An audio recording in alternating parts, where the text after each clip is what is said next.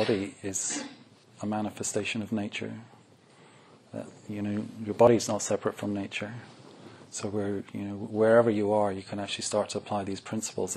And of course, it doesn't have to be Theravada Buddhist, because there's many, many people out there, Eckhart Tolle, all sorts of other people like that, who are teaching in a very similar style. It's just natural wisdom. It's already, you see, the thing is, you may think it's all very distant or very alien or very exotic, wherever, but actually what we're saying is it's already hardwired into you. It sits there. It's like a seed potential that's sitting there. It's ready to blossom. In fact, the fact that you're here, the fact that you're able to listen to this and not run out of the room saying that I'm a madman, suggests that you're already, that seed is already beginning to grow. Well, you don't necessarily need to sit down and cross your legs and all the rest of it, but it's quite good just to stop and sit in a chair or something and just, check in, because it's meditation. Meditation means many different things to different people. The word for meditation in this tradition is bhavana, which means to cultivate. And really what you're cultivating is alignment. You're cultivating this willingness to be present for the way things actually are. And you cultivate that through mindfulness. Of course.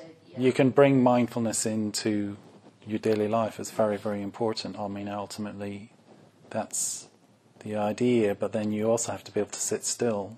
So you test yourself through creating contrast. And the contrast is very helpful, and so you may think you're being mindful, or you may think you're getting it together, but if you sit still for 20 minutes, you may discover that actually there's more resistance there than you thought, because the sitting is just an intensification of your life, and it's a way of just checking in at what's happening. It's like turning the brightness up in the room and just checking in to see how well are you doing in terms of actually being content and at ease in the moment.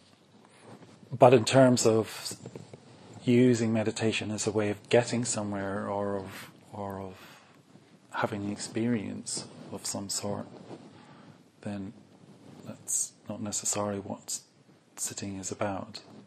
But what sitting can do is it can magnify, accelerate, intensify whatever's going on, and help give you a better reading of how honest you're being about where you are in your life. Because we constantly, what we do inside of this little bubble of that we spin for ourselves is create an illusion of things being okay. We tell ourselves everything's okay when actually instinctually and in ourselves we're feeling terrified and anxious and insecure. And so we're just saying, stop telling ourselves stories, and if you can actually get real, get honest about what is fundamentally just the fear about being present for this bewildering and mystical experience of being a human being. If you can be present for that, then there's a whole process of waking up that happens that's going to give you a completely new perspective on everything that will result in you becoming free from fear. But you have to go to what we fear most in order for that awakening to happen.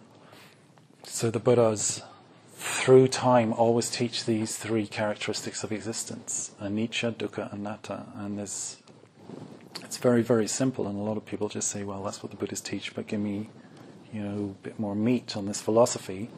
But there's a limit to how much you can actually realistically hold in your daily life. How much high philosophy can you actually translate into your busyness?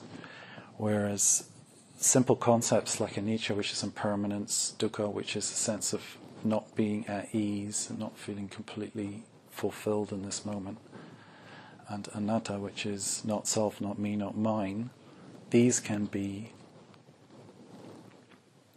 understood and reflected on for a lifetime. But particularly the first one, there's always a reason they're in an order. Impermanence is much easier to understand than anicca, which is the concept or the teaching on not self, not me, not mine.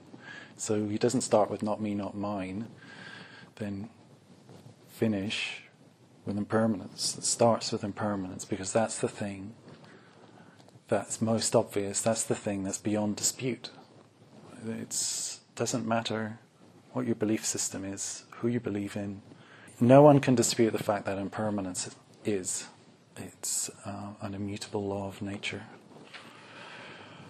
And that experience of impermanence is the source of all of our fear. That's what we fear most. So it's taking us to the very thing instantly that we fear most, because that impermanence undermines our sense of stability, our sense of knowingness, our sense of certainty about who we are. So then we crawl into this little mental make-believe world where we keep trying to create an impression of who we are, to try and generate some semblance of certainty. Look at ourselves in the mirror, get ourselves some new clothes, it all contributes to making ourselves feel more substantial. I'm feeling good today, or I'm not feeling good, or I'm really up today, or I'm depressed today, or whatever.